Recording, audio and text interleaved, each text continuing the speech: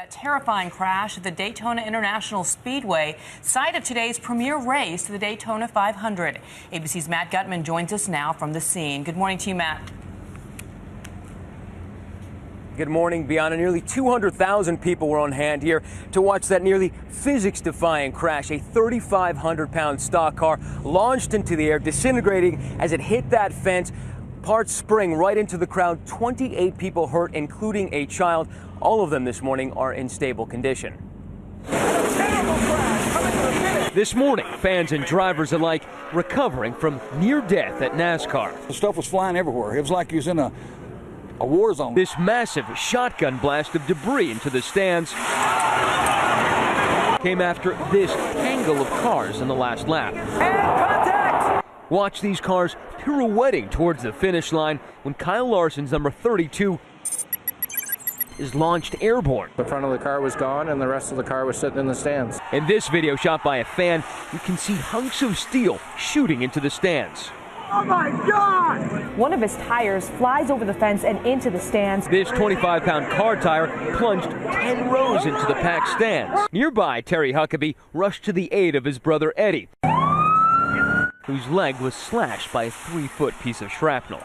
I grabbed my belt and tied it around his leg, and that seemed to help because it cut down the bleeding. Rescuers came quickly, but more than 24 were hurt, 2 of them critically. But dedicated fans say the accident won't keep them from being at NASCAR's premier race later today, the Daytona 500.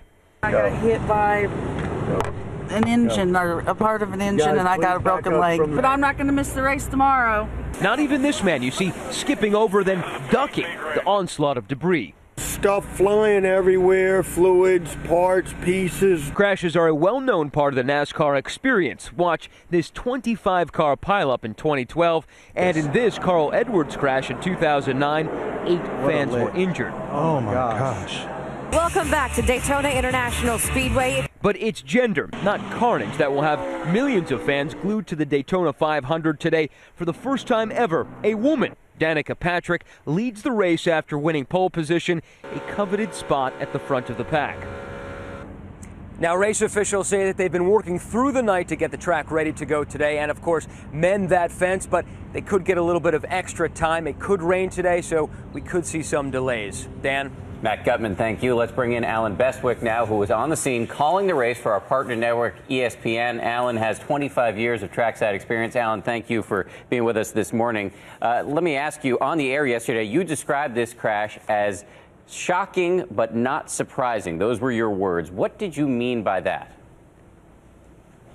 Well, when you have drivers on the last lap of a race at Daytona, the sport's hallowed ground, charging to the finish with a chance to win, they're going to do whatever it takes to try and win. And when people are racing, doing whatever it takes at nearly 200 miles an hour, we shouldn't be surprised when the unexpected happens. Yet, even though the unexpected can happen, we're still shocked when it does. It's still shocking to see something pierce that safety fence and wind up on the grandstand side. Drivers assume the risk of competing. Fans don't necessarily assume that risk when they come to watch the race. So let me pick up on that. If I'm part of a family this morning and I'm watching these pictures and I'm thinking, should I take my family members and loved ones to a NASCAR event, should I be thinking twice? No, not at all. You should grab your sunblock and head out to the racetrack and have a good time. I've been doing this, as you said, for over 25 years, and I can only recall 4 times in those 25 years. Now, that's hundreds of thousands of laps of racing where I've seen anything even similar to this. Just 4 times in 25 years. The analogy I'll make is like going to the airport to get on an airplane. Enjoy your flight. It's safe. Strange things happen on rare occasions, and that's the case with auto racing as well. I suspect I know how you're going to answer this question, but let me touch the third rail. Some people have raised the question that perhaps the Daytona 500 should not go on today. What is your view of that?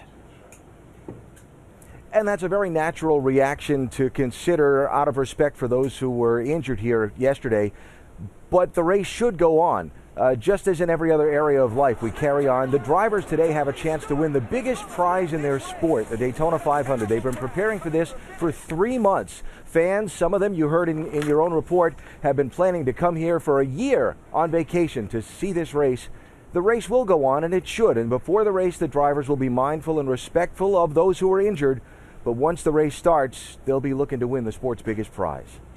And we will be watching Alan Bestwick from ESPN, our partner network, who has more than 25 years of trackside experience. Thank you very much for joining us this morning. And Bianna, over to you. You know, I know he still says it is safe, but it's incredible watching that video of the car parts really acting as killers, Missiles. potentially. Yep.